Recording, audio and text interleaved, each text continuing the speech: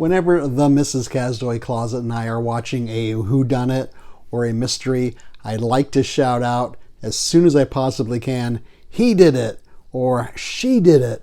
What do I base that on? I just choose the character that you would least suspect to be the killer, and that's the one I choose to be the guilty party. Now, does this always work? I like to think that it does, but I'd say maybe 50% of the time, 75% of the time. But that brings us to today's film. This is the Kazdoy Closet. I'm Kazdoy. That's my closet, full of all the stuff that I love. And today, two legendary screen actors in a whodunit/mystery.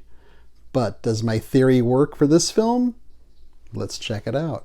Today's film is The Bat from 1959, a brisk 80 minutes long, beautiful black and white. This one's about a woman who's a mystery writer, and she's staying in this old mansion that has a history of killings that were committed by a killer known as the Bat.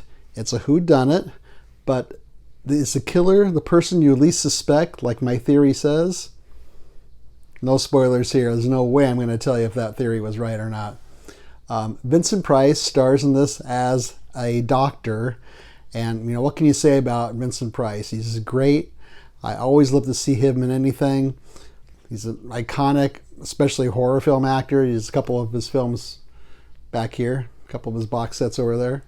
And if you were wondering, where does this take place in his filmography, this kind of falls in the same year as The Tingler, House on Haunted Hill, and House of Usher. He's really kind of a supporting actor in this film. The lead is Agnes Moorehead. She plays the mystery writer that I mentioned. And she was in a couple of little films you may have heard of, Citizen Kane and The Magnificent Ambersons. She's probably best known for playing Endora on the Bewitched TV series. Now, the real discovery for me while watching this was the person who directed it and wrote the screenplay, Crane Wilbur. I had never heard of him, I'm embarrassed to say, but he has quite a distinguished career. He started as a stage actor, and then he was in the old serial starting in 1914, The Perils of Pauline, that they would show in theaters before the main feature. He was an actor in that.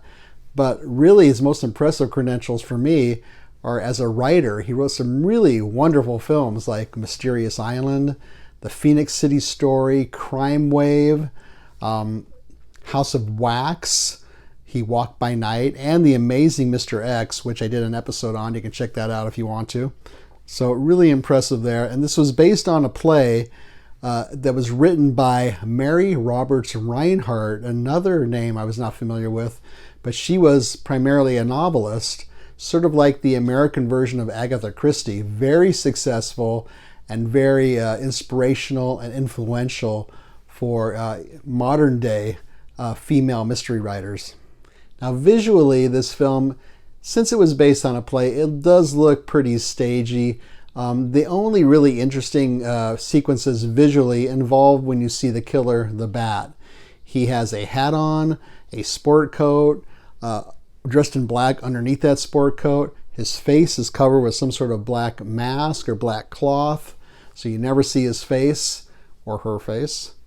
And he has wears black gloves, black leather gloves, and one of the gloves has claws on it like a bat would have, and he just kind of lurks in the shadow. So it's pretty cool, the sequences with him, and I do like how he looks in this.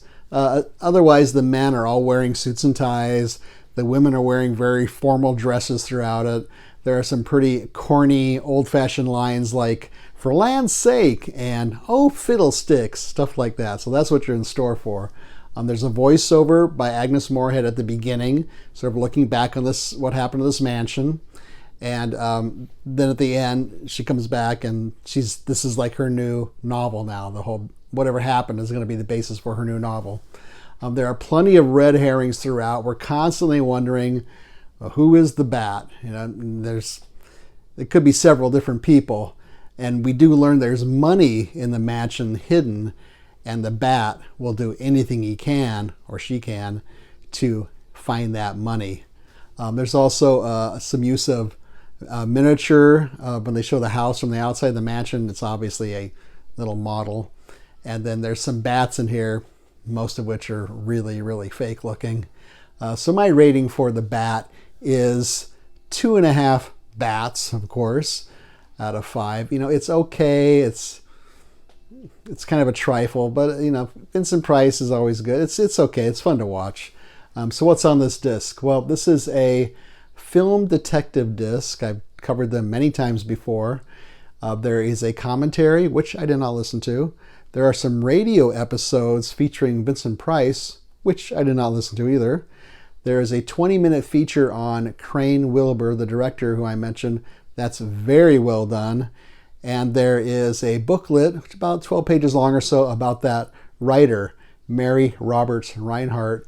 And that's very informative as well, because I didn't know anything about her or about Crane Wilbur. So I like the extras a lot. So where can you see The Bat? Anywhere. It's on YouTube right now for free.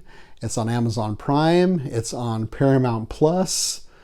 So you should be able to see it if you want to. If you're a Vincent Price fan, it's probably worth checking out. So that's The Bat. Feel free to leave a comment or suggestion down below here. I want to thank some people who have commented since our last episode. Emma, Michael, Tina, and Sid. Thank you for commenting. Leave a thumbs up. Don't leave a thumbs down. Subscribe would be great. Share this with your friends and neighbors. We're at about, as I shoot this, we're at about 416 subscribers. So our next goal is 425. That'd be great if I can get to that. And we appreciate that. Otherwise, thank you so much for watching this. We are also on the Letterboxd app under the Kazdoy Closet. And I keep forgetting to mention, there's a link down below in the notes. Click on that. It should take you right to the page. Stuff I've been watching. I just posted 2 things today. Usually streaming stuff. I just watched Tar, and I just watched The Wicker Man. So talking about stuff like that. Anyways, hope you like this one. Thank you so much for watching. See you next time.